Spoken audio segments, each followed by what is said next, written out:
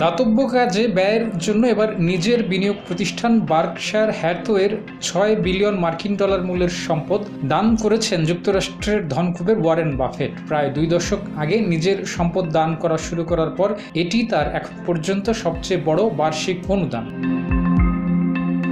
Gates foundation সহ মোট 5টি দাতব্য প্রতিষ্ঠান এই অনুদান পেয়েছে। অনুদান পাওয়া বাকি 4টি দাতব্য প্রতিষ্ঠান বাফেটের পরিবারের সদস্যদের দিয়েই পরিচালিত। 27 জুন শুক্রবারের এই দানের ফলে বাফেটের মোট দান করা সম্পদের পরিমাণ $6,000 কোটি ছাড়িয়ে গেছে।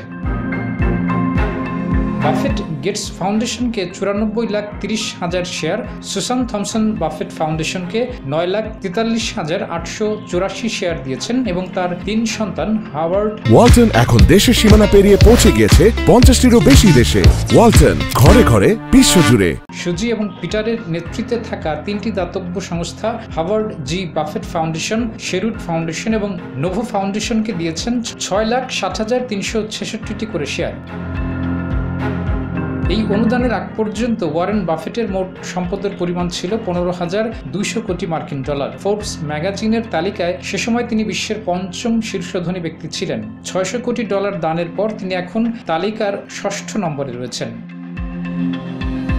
প্রকাশিত হিসাব অনুযায়ী ওয়ারেন বাফেট এখনও বার্কশায়ার হ্যাথওয়ের 13.8% শেয়ারের মালিক। এর আগে 2024 সালের জুনে বাফেট $530 কোটি এবং নভেম্বরে তার পারিবারিক দাতব্য প্রতিষ্ঠানগুলোকে আরও $114 কোটি অনুদান দিয়েছিলেন। এক বিবৃতিতে বাফেট বলেছেন, বার্কশায়ার হ্যাথওয়ের কোনো শেয়ার বিক্রির পরিকল্পনা তার নেই, বরং তিনি তার সম্পদের বেশিরভাগটাই দান করে দিতে চান। বাফেটের বয়স এখন 94 বছর। তিনি 2006 সাল থেকে তার সম্পদ দান করা শুরু করেন।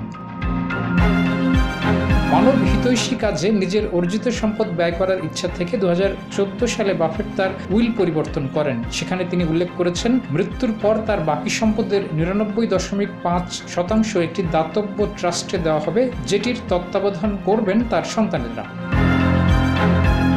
বাফেটের 3 সন্তানের মধ্যে সুসি বাফেটের বয়স 71, হাওয়ার্ড বাফেটের 70 এবং পিটার বাফেটের বয়স 67 বছর। বাফেট বলেছেন, তার মৃত্যু হলে গেটস ফাউন্ডেশনের জন্য তার অনুদান বন্ধ হয়ে যাবে।